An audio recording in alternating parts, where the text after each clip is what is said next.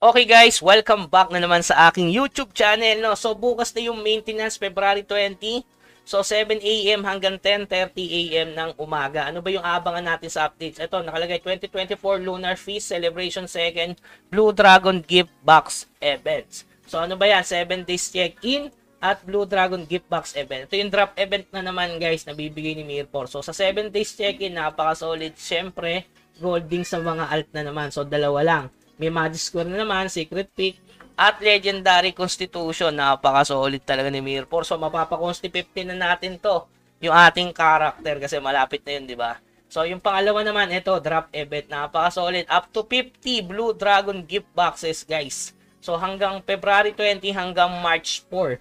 So, 50 times 14. So, almost 700 boxes yan, guys. So, ang gagawin ko, iipunin ko muna saka ako bubuksan sabay-sabay. So, 700 pieces. Napaka-solid kasi meron ditong glittering at saka life elixir. Tapos, syempre, yung mahalaga, yung Epic Dragon Eye. So, may chance na makakuha ka na agad ng Epic Max. Talaga napaka-solid ni Mirpo. Pero hindi ako natuwa dito kasi tag-isang piraso lang. Sa bagay, 50 pieces naman no? So, wala bang ibang kakaiba dito? Puro summon ticket lang, tsaka glittering. Ito yung pinaka-solid yung glittering, syempre.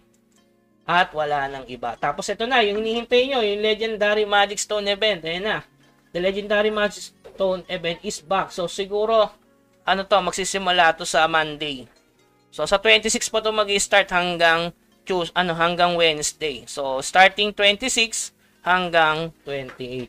So, tansyado ko lang guys kasi walang nakalagay na details dito. At syempre, eto, yung bagong spirit. Yung pinakita ko dyan sa thumbnail ko nung nakaraan guys. Ito yung siguro, ito yung binago lang pangalan Little Rock Dragon Rocky. So, ilang naman yung bagong pet na nilabas dati sa Korea version Okay?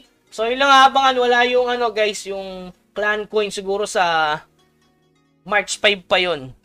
Sa tingin ko lang guys, sa March 5 yon. So, keep nyo lang ang inyong clan coins kasi napakahirap mag-farm ng clan coins. So, sa Tuesday pa yan, March 5. Wala pa yung constitution, no? Yung additional constitution. So, iniunti-unti muna ni Mirpor at sinasamahan ng mga ganitong kakaibang event. Kakaibang event to, wala to sa Korea guys. Etong Blue Dragon Gift Box. Iba yung event sa Korea guys. Iba sa atin. So magkaiba talaga. Nagkaroon lang ng 7 days check-in.